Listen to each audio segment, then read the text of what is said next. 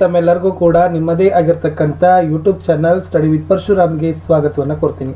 ಸಮಾಜ ವಿಜ್ಞಾನದಲ್ಲಿ ನಡೆದಿರ್ತಕ್ಕಂಥ ಜಿಲ್ಲಾ ಮಟ್ಟದ ಪೂರ್ವ ಸಿದ್ಧತಾ ಪರೀಕ್ಷೆಯ ಪ್ರಶ್ನೆ ಪತ್ರಿಕೆ ಮತ್ತು ಕೀ ಉತ್ತರಗಳನ್ನು ನೋಡೋಣ. ದಯಮಾಡಿ ಈ ಪ್ರಶ್ನೆ ಪತ್ರಿಕೆ ನಿಮ್ಮನ್ನ ಶಾಲೆಯಲ್ಲಿ ನಡೀತಕ್ಕಂಥ ಜಿಲ್ಲೆಗಳಲ್ಲಿ ನಡೀತಕ್ಕಂಥ ಸರಣಿ ಪೂರ್ವ ಸಿದ್ಧತೆಗೆ ಮತ್ತು ಆ್ಯನುವಲ್ ಎಕ್ಸಾಮ್ಗೂ ಕೂಡ ಇಲ್ಲಿಂದ ಸುಮಾರು ಕ್ವಶನ್ಸ್ಗಳು ನಿಮಗೆ ಬರ್ತವೆ ಅಂತ ಹೇಳ್ತಾ ವಿಡಿಯೋನ ಲೈಕ್, ಶೇರ್ ಮತ್ತು ಸಬ್ಸ್ಕ್ರೈಬ್ ಮಾಡೋದನ್ನು ಮಾತ್ರ ಮರೆಯದಿರಿ.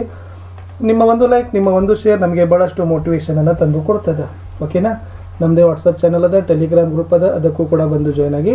ಹೆಚ್ಚಿನದಾಗಿ ನಿಮಗೆ ನಲ್ಲಿ ವಿಡಿಯೋಗಳು ಬೇಕಾಗಿದ್ರೆ SSLC social science passing and scoring package 2025 ಅಂತ ಲಿಂಕನ್ನು ಒತ್ತಿದ್ರೆ ಪ್ಲೇಲಿಸ್ಟ್ ಲಿಂಕಲ್ಲಿ ಸುಮಾರು ವಿಡಿಯೋಗಳು ನಿಮಗೆ ಸಿಗ್ತವೆ. ಅಲ್ಲಿಂದ ನೀವು ಅವುಗಳನ್ನು ನೋಡಬಹುದು. ಶುರು ಮಾಡ್ತೀನಿ. ಸೋಷಿಯಲ್ ಸೈನ್ಸ್ನ preparatory exam question paper with key answers ಅಂತಕ್ಕಂಥ ವಿಡಿಯೋ.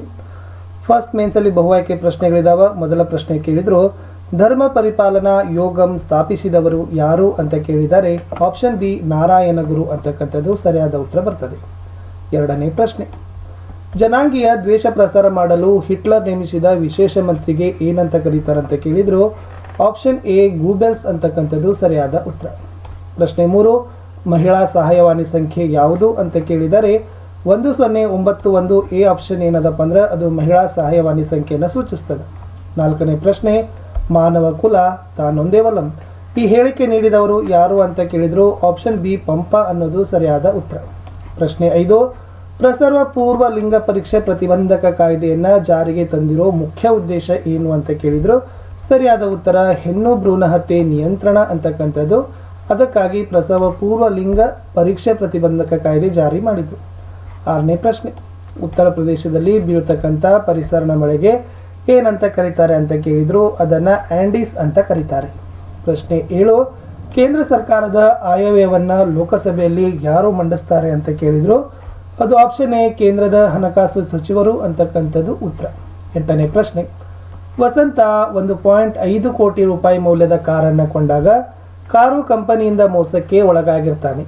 ಈಗ ವಸಂತನು ದೂರನ್ನ ಸಲ್ಲಿಸಬೇಕಾದದ್ದು ಯಾರಿಗೆ ಅಂತ ಕೇಳಿದರೆ 1.5 ಕೋಟಿ ಏನಿದೆ ಮೋಸ ಇದೆ. ಸೊ ಆತ ಏನು ಮಾಡಬೇಕಾಗ್ತದೆ, ರಾಜ್ಯ ಆಯೋಗಕ್ಕೆ ದೂರನ್ನು ಕೊಡಬೇಕಾಗ್ತದೆ. ಮುಂದೆ ಹೋಗೋಣ ಒಂದಂಕದ ಪ್ರಶ್ನೆಗಳಿಗೆ.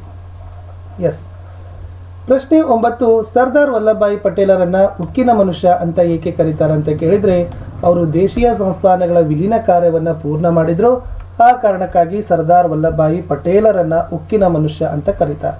ಪ್ರಶ್ನೆ 10, ಕೋಲ್ಕತ್ತಾದಲ್ಲಿ ಸುಪ್ರೀಂ ಕೋರ್ಟ್ ಸ್ಥಾಪನೆಗೆ ಅವಕಾಶ ಮಾಡಿಕೊಟ್ಟ ಕಾಯ್ದೆ ಯಾವುದು ಕೇಳಿದರೆ 1773ರ ರೆಗ್ಯುಲೇಟಿಂಗ್ ಶಾಸನ ಅನ್ನೋದು ಸರಿ ಇದೆ. ಪ್ರಶ್ನೆ 11, ಪೂರ್ವಾಗ್ರಹ ಎಂದರೇನು? ಒಬ್ಬ ವ್ಯಕ್ತಿ ಅಥವಾ ಒಂದು ಸಮೂಹದ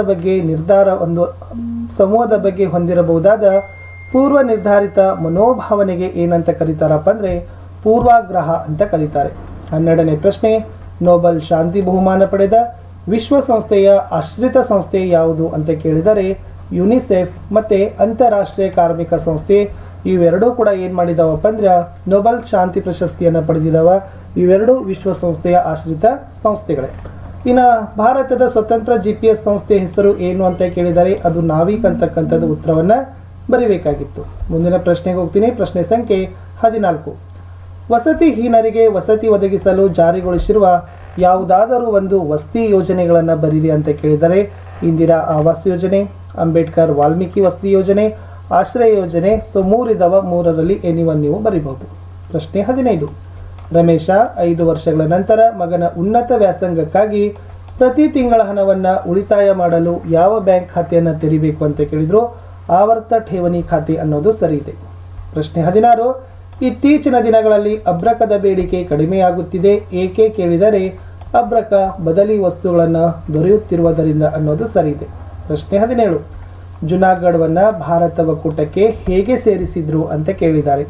ಈ ನವಾಬ ಜುನಾಗಢನ್ನ ಪಾಕಿಸ್ತಾನಕ್ಕೆ ಸೇರಿಸಲು ಇಚ್ಛೆ ಬಯಸಿದ್ದ. ಪ್ರಜೆಗಳು ಆತನ ವಿರುದ್ಧ ಬೀದಿಗೆ ಇಳಿತಾರೆ. ನವಾಬ ಪಲಾಯನಗೊಳ್ತಾನೆ. 1949ರಲ್ಲಿ ಈ ಜುನಾಗಢನ್ನ ಭಾರತದ ಒಕ್ಕೂಟಕ್ಕೆ ಸೇರಿಸಿ ಬಿಡ್ತಾರೆ. 18ನೇ ಪ್ರಶ್ನೆ, ಸಹಾಯಕ ಸೈನ್ಯ ಪದ್ಧತಿಯ ನಿಬಂಧನೆಗಳನ್ನು ತಿಳಿಸ್ರಿ. ವೆಲ್ಲೆಸ್ಲಿ ಸಹಾಯಕ ಸೈನ್ಯ ಪದ್ಧತಿ ಮೂಲಕ ಭಾರತೀಯ ಅರಸರನ್ನ ನಿಯಂತ್ರಣ ಮಾಡಿದ.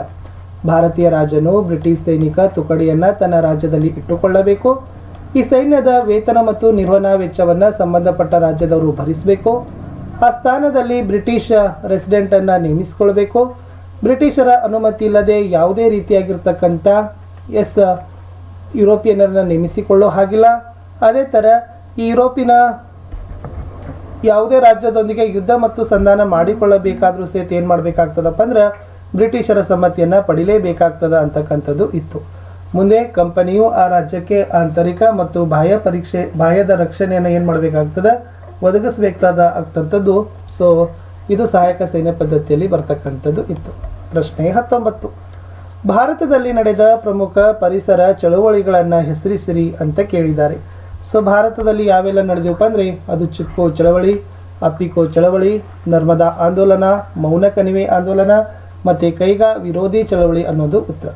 ಬಾಲಕಾರ್ಮಿಕ ಸಮಸ್ಯೆಗೆ ಕಾರಣಗಳನ್ನು ಕೇಳಿದರೆ ಕಡು ಬಡತನ, ಕೌಟುಂಬಿಕ ಕಲಹ, ವಿಚ್ಛೇದನ, ಉದ್ಯಮಿಗಳ ಲಾಭಕೋರತನ, ಅನಕ್ಷರತೆ, ಮಕ್ಕಳ ಅಪಹರಣ ಅಂತಕ್ಕಂಥದ್ದು ಮುಖ್ಯ ಕಾರಣಗಳಲ್ಲಿ ಬರ್ತದೆ. ಪ್ರಶ್ನೆ 20, ಭಯೋತ್ಪಾದನೆ ನಿಗ್ರಹಕ್ಕಾಗಿ ಭಾರತದಲ್ಲಿ ಕೈಗೊಂಡ ಕ್ರಮಗಳು ಯಾವುವು?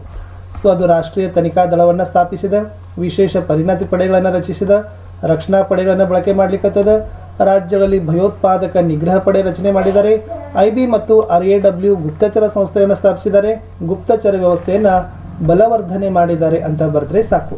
ಮುಂದಿನ ಪ್ರಶ್ನೆ, ವಿಶ್ವಸಂಸ್ಥೆಯ ಉದ್ದೇಶಗಳಾವುವು ಅಂತ ಕೇಳಿದ್ದಾರೆ. ಇದು ಅಂತಾರಾಷ್ಟ್ರೀಯ ಶಾಂತಿ ಮತ್ತು ಸುಭದ್ರತೆಯನ್ನು ಕಾಪಾಡ್ತದ, ರಾಷ್ಟ್ರಗಳ ಮಧ್ಯೆ ಪರಸ್ಪರ ಮೈತ್ರಿ ಬೆಳೆಸ್ತದ, ಮೂಲಭೂತ ಹಕ್ಕುಗಳ ಬಗ್ಗೆ ನಂಬಿಕೆ ಹೆಚ್ಚಿಸ್ತದ, ಅಂತಾರಾಷ್ಟ್ರೀಯ ಸಮಸ್ಯೆಗೆ ಪರಿಹಾರ ಕೊಡೋದು, ಅಂತಾರಾಷ್ಟ್ರೀಯ ನ್ಯಾಯ ಮತ್ತು ಒಡಂಬಡಿಕೆಗಳಿಗೆ ಮಾನ್ಯತೆ ಕೊಡೋದು, ರಾಷ್ಟ್ರಗಳ ಮಧ್ಯೆ ಸೌಹಾರ್ದತೆಯ ಕೇಂದ್ರವನ್ನಾಗಿ ಸ್ಥಾಪನೆ ಮಾಡೋದೇ ವಿಶ್ವಸಂಸ್ಥೆಯ ಉದ್ದೇಶ. ಪ್ರಶ್ನೆ 21, ಪಶ್ಚಿಮ ಘಟ್ಟ ಮತ್ತು ಪೂರ್ವ ಘಟ್ಟಗಳ ನಡುವಿನ ವ್ಯತ್ಯಾಸ ಬರೀರಿ. ಪಶ್ಚಿಮ ಘಟ್ಟಗಳು ಹೆಚ್ಚು ಎತ್ತರವಾಗಿದ್ದಾವೆ, ಪೂರ್ವ ಘಟ್ಟಗಳು ಅಷ್ಟು ಎತ್ತರವಾಗಿಲ್ಲ. ಮುಂದೆ ಪಶ್ಚಿಮ ಘಟ್ಟಗಳು ನಿರಂತರವಾಗಿದ್ದಾವೆ, ಪೂರ್ವ ಘಟ್ಟಗಳು ನಿರಂತರವಾಗಿಲ್ಲ. ಪಶ್ಚಿಮ ಘಟ್ಟಗಳಲ್ಲಿ ನದಿಗಳು ಉಗಮವಾಗಿದ್ದಾವೆ, ಬಟ್ ಪೂರ್ವ ಘಟ್ಟಗಳಲ್ಲಿ ನದಿ ಕಣಿವೆಗಳಿಂದ ಪ್ರತ್ಯೇಕಿಸಲ್ಪಟ್ಟಿವೆ ಅಂತ ಬರೆದ್ರೆ ಸಾಕು. ಮುಂದಿನ ಪ್ರಶ್ನೆ, ಭಾರತದಲ್ಲಿ ಕಂಡುಬರುವ ಪ್ರಮುಖ ಮಣ್ಣುಗಳು ಯಾವುವು ಅಂತ ಕೇಳಿದ್ದಾರೆ. ಅದು ಮೆಕ್ಕಲು ಮಣ್ಣು, ಕಪ್ಪು ಮಣ್ಣು, ಕೆಂಪು ಮಣ್ಣು, ಜಂಬಿಟ್ಟಿಗೆ ಮಣ್ಣು, ಮರುಭೂಮಿ ಮಣ್ಣು ಮತ್ತು ಪರ್ವತದ ಮಣ್ಣು. ಇನ್ನು ಪ್ರತ್ಯಕ್ಷ ತೆರಿಗೆಗಳನ್ನು ಹೆಸರಿಸಲಿಕ್ಕೆ ಕೇಳಿದ್ರು. ವರಮಾನ ತೆರಿಗೆ, ಕಂಪನಿ ತೆರಿಗೆ, ಸಂಪತ್ತಿನ ತೆರಿಗೆ, ಸ್ಟಾಂಪ್ ಶುಲ್ಕ. ಪ್ರಶ್ನೆ 24, ಗ್ರಾಹಕ ಸಂರಕ್ಷಣಾ ಕಾಯ್ದೆ ಉದ್ದೇಶಗಳನ್ನು ತಿಳಿಸ್ರಿ. ಸುರಕ್ಷತೆ, ಗುಣಮಟ್ಟಕ್ಕೆ ಮೊದಲ ಪ್ರಾಶಸ್ತ್ಯ ಕೊಡೋದು, ಅಪಾಯಕಾರಿ ವಸ್ತುಗಳ ತಯಾರಿಕೆ ಮತ್ತು ಮಾರಾಟವನ್ನು ತಪ್ಪಿಸೋದು, ಅನುಚಿತ ವ್ಯವಹಾರ ಪದ್ಧತಿಗಳನ್ನು ತಡೆಗಟ್ಟೋದು, ಗುಣಮಟ್ಟ, ಅಳತೆ, ತೂಕ, ಬೆಲೆಗಳ ಮೇಲೆ ನಿಗಾ ಇಡೋದು, ಬಳಕೆದಾರರಿಗೆ ಸೂಕ್ತ ಪರಿಹಾರ ಕೊಡೋದು, ಗ್ರಾಹಕ ಶಿಕ್ಷಣ ನೀಡಿ ಜಾಗೃತಿ ಮೂಡಿಸೋದು ಅಂತಕ್ಕಂಥದ್ದು ಮೋಸ್ಟ್ ಇಂಪಾರ್ಟೆಂಟ್. 25ನೇ ಪ್ರಶ್ನೆ, ಭಾರತದ ಪ್ರಥಮ ಸ್ವಾತಂತ್ರ್ಯ ಸಂಗ್ರಾಮ ಹಲವಾರು ಕಾರಣಗಳಿಂದ ವಿಫಲವಾಯಿತು ಏಕೆ ಕೇಳಿದರೆ ಅಂದರೆ ದಂಗೆಯ ವಿಫಲತೆಗೆ ಕಾರಣಗಳನ್ನು ಬರೀಬೇಕು. ಈ ದಂಗೆ ಇಡೀ ಭಾರತವನ್ನು ವ್ಯಾಪಿಸಿರಲಿಲ್ಲ, ಫಸ್ಟ್ ಪಾಯಿಂಟ್. ಸೆಕೆಂಡು, ರಾಜರ ಮತ್ತು ರಾಣಿಯರ ಸ್ವಹಿತಾಸಕ್ತಿಯ ದಂಗೆಯಾಗಿತ್ತು. ಇದು ಯೋಜಿತ ದಂಗೆ ಅಲ್ಲ. ಸೈನಿಕರಲ್ಲಿ ಭಾರತೀಯರಲ್ಲಿ ಒಗ್ಗಟ್ಟಿರಲಿಲ್ಲ, ಸೂಕ್ತ ಮಾರ್ಗದರ್ಶನ ಇರಲಿಲ್ಲ, ಸಂಘಟನೆ ಕೊರತೆ, ನಾಯಕತ್ವದ ಕೊರತೆ, ನಿಶ್ಚಿತ ಗುರಿಯಲ್ಲ. ಹಲವು ದೇಶಿ ರಾಜರು ಬ್ರಿಟಿಷರಿಗೆ ನಿಷ್ಠೆ ತೋರ್ತಾರೆ, ಸಿಪಾಯಿಗಳು ಮಾಡಿದ ಲೂಟಿ ದರೋಡೆಗಳಿಂದ ಜನರ ವಿಶ್ವಾಸ ಕಳೆದುಕೊಳ್ತಾರೆ ಅಂತಕ್ಕಂಥದ್ದು ಇತ್ತು. ಮುಂದಿನ ಪ್ರಶ್ನೆ, ಭಾರತೀಯ ತಾತ್ವಿಕತೆ ಮತ್ತು ಸ್ವಾತಂತ್ರ್ಯ ಚಳವಳಿಗೆ ಎನಿ ಬೆಸೆಂಟರು ಅಪಾರ ಕೊಡುಗೆ ನೀಡಿದ್ದಾರೆ, ದೃಢೀಕರಿಸಿ ಅಂತ ಕೇಳ್ತಾರೆ. ಅಂದರೆ ಎನಿ ಬೆಸೆಂಟರ ಕೊಡುಗೆಗಳು. ಇವರು ಥಿಯಾಸಫಿಕಲ್ ಸೊಸೈಟಿ ಅಂತಕ್ಕಂಥ ಸಂಘವನ್ನು ಕಟ್ತಾರೆ, ಭಾರತೀಯ ಸಂಸ್ಕೃತಿಯ ಬಗ್ಗೆ ಅಭಿಮಾನ ಹೊಂದುತ್ತಾರೆ, ಸಮಾಜದಲ್ಲಿ ಸಮಾನತೆ, ಸಹೋದರಿಯನ್ನು ವೃದ್ಧಿಸಿ ಸಾಮರಸ್ಯವನ್ನು ಸಾಧಿಸಲಿಕ್ಕೆ ಪ್ರಯತ್ನವನ್ನು ಮಾಡ್ತಾರೆ, ಸ್ವಾತಂತ್ರ್ಯ ಚಳವಳಿಯನ್ನು ಬೆಂಬಲಿಸ್ತಾರೆ, ನ್ಯೂ ಇಂಡಿಯಾ ಪತ್ರಿಕೆ ಅಂತಕ್ಕಂಥದ್ದನ್ನು ಪ್ರಾರಂಭ ಮಾಡ್ತಾರೆ, 1916ರಲ್ಲಿ ಹೋಮ್ ರೂಲ್ ಚಳವಳಿಯನ್ನು ಪ್ರಾರಂಭವನ್ನು ಮಾಡ್ತಾರೆ, ನೆಕ್ಸ್ಟ್ 1917ರಲ್ಲಿ ಕಾಂಗ್ರೆಸ್ ಅಧಿವೇಶನದ ಅಧ್ಯಕ್ಷರಾಗಿರ್ತಾರೆ ಅಂತಕ್ಕದ್ದನ್ನು ಬರಿಬೇಕಾಗಿತ್ತು. ಇಷ್ಟು ಬರೆದ್ರು ನಿಮಗೆ ಏನು ಮಾಡ್ತಾರಪ್ಪ ಅಂತಂದರೆ ಅಂಕಗಳನ್ನು ಕೊಡ್ತಾರೆ. ಇನ್ನು ಮುಂದಿನ ಪ್ರಶ್ನೆ, ಉನ್ನತ ತಂತ್ರಜ್ಞಾನದ ಬಳಕೆಯು ಪ್ರಸ್ತುತ ದಿನಮಾನಗಳಲ್ಲಿ ಮಹತ್ವದ್ದಾಗಿದೆ ಹೇಗೆ ಅಂತ ಕೇಳಿದ್ದಾರೆ. ಟೆಲಿಫೋನ್, ಅಂತರ್ಜಾಲ, ಸಂಪರ್ಕದ ಪ್ರಗತಿ, ರಕ್ಷಣಾ ಇಲಾಖೆಗೆ ಸಂಬಂಧಿಸಿದಂತೆ ಫೋನ್, ಯುದ್ಧ ಸಾಮಗ್ರಿ ತಯಾರಿಕೆ, ಪರಮಾಣು ಬಾಂಬ್ ತಯಾರಿಕೆ, ಉಪಗ್ರಹದ ಉಡಾವಣೆ, ಚಂದ್ರನ ಮೇಲೆ ಪಾದಾರ್ಪಣೆ, ಸರ್ಕಾರಿ ಕಚೇರಿಗಳಲ್ಲಿ ಪಾರದರ್ಶಕ ಆಡಳಿತ, ಜಾಗತಿಕ ಆರ್ಥಿಕ ವ್ಯವಸ್ಥೆಯ ಸುಧಾರಣೆ, ಶೈಕ್ಷಣಿಕ ಚುನಾವಣೆಗಳಿಗೆ ಸಂಬಂಧಿಸಿದಂತೆ ಉನ್ನತ ತಂತ್ರಜ್ಞಾನದ ಬಳಕೆ. ಇನ್ನೊಂದು ಆಯ್ಕೆ ಪ್ರಶ್ನೆ ಇತ್ತು, ಪ್ರವಾಹ ನಿಯಂತ್ರಣದ ಕ್ರಮಗಳು ಅಂತ ಕೇಳಿದ್ದಾರೆ. ಸೊ ನದಿಯ ಇಕ್ಕೆಲಗಳಲ್ಲಿ ಅಡ್ಡಗಟ್ಟೆಗಳನ್ನು ಕಟ್ಟಬೇಕು, ನದಿಗಳಿಗೆ ಅಣೆಕಟ್ಟು ನಿರ್ಮಾಣ, ಆಮೇಲೆ ಪ್ರವಾಹ ಮುನ್ಸೂಚನಾ ಕೇಂದ್ರ ಸ್ಥಾಪನೆ, ಜಲಾನಯನ ಪ್ರದೇಶಗಳಲ್ಲಿ ಅರಣ್ಯಗಳ ಬೆಳವಣಿಗೆ, ಮಣ್ಣಿನ ಸವೆತದ ನಿಯಂತ್ರಣ, ಜಲಾಶಯಗಳನ್ನು ಹೂಳು ತುಂಬುವುದನ್ನು ತಪ್ಪಿಸೋದು ಅಂತಕ್ಕಂಥ ಪಾಯಿಂಟ್ಗಳನ್ನು ಬರೀಬೇಕು. 27 ಗ್ರಾಮೀಣಾಭಿವೃದ್ಧಿಯಲ್ಲಿ ಪಂಚಾಯತ್ ರಾಜ್ ಸಂಸ್ಥೆಗಳ ಪಾತ್ರಗಳನ್ನು ಕೇಳಿದ್ದಾರೆ. ಇವು ಅಭಿವೃದ್ಧಿಯಲ್ಲಿ ಗ್ರಾಮದ ಜನರು ಪಾಲ್ಗೊಳ್ಳುವಂತೆ ಮಾಡಬೇಕು. ಗ್ರಾಮೀಣ ಮೂಲಸೌಕರ್ಯಗಳ ಅಭಿವೃದ್ಧಿ, ಪ್ರಾಥಮಿಕ ಮತ್ತು ಮಾಧ್ಯಮಿಕ ಶಿಕ್ಷಣಕ್ಕೆ ಪ್ರೋತ್ಸಾಹ ಕೊಡಬೇಕು. ಆರೋಗ್ಯ ಮತ್ತು ನೈರ್ಮಲ್ಯ ಸೌಲಭ್ಯಗಳ ವಿಸ್ತರಣೆ ಮಾಡೋದು, ಗ್ರಾಮೀಣ ಹಾಗೂ ಗುಡಿ ಕೈಗಾರಿಕೆಗಳ ಅಭಿವೃದ್ಧಿ, ಬಡತನ ಮತ್ತು ನಿರುದ್ಯೋಗ ಹೋಗಲಾಡಿಸೋದು, ವಸತಿಹೀನರಿಗೆ ಮನೆ ಕೊಡೋದು, ಬಡ ಜನರಿಗೆ ಆಹಾರ ಧಾನ್ಯ ಕೊಡೋದು, ಸಮಾಜ ಕಲ್ಯಾಣ ಸೇವೆ ಒದಗಿಸೋದು, ಗ್ರಾಮೀಣ ಕಲೆ ಸಂಸ್ಕೃತಿಯನ್ನು ಶ್ರೀಮಂತಗೊಳಿಸೋದು.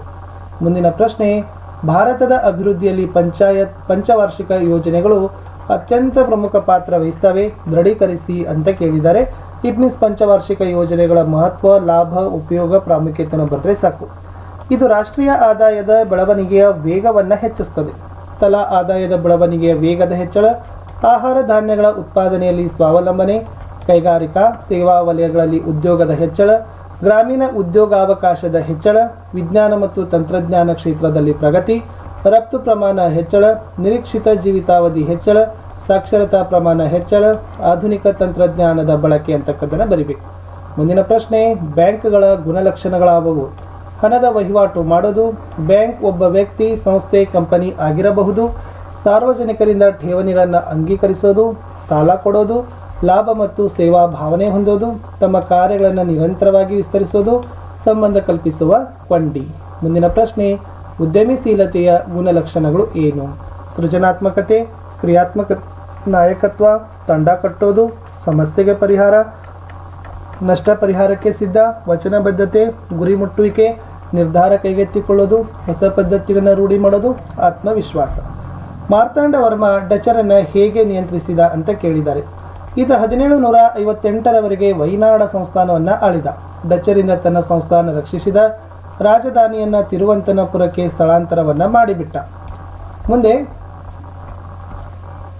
ಕರಿಮೆಣಸಿನ ವ್ಯಾಪಾರದಲ್ಲಿ ಹಿಡಿತ ಸಾಧಿಸುತ್ತಿದ್ದ ಡಚ್ಚರನ್ನು ತಡೆಗಟ್ಟಿದ.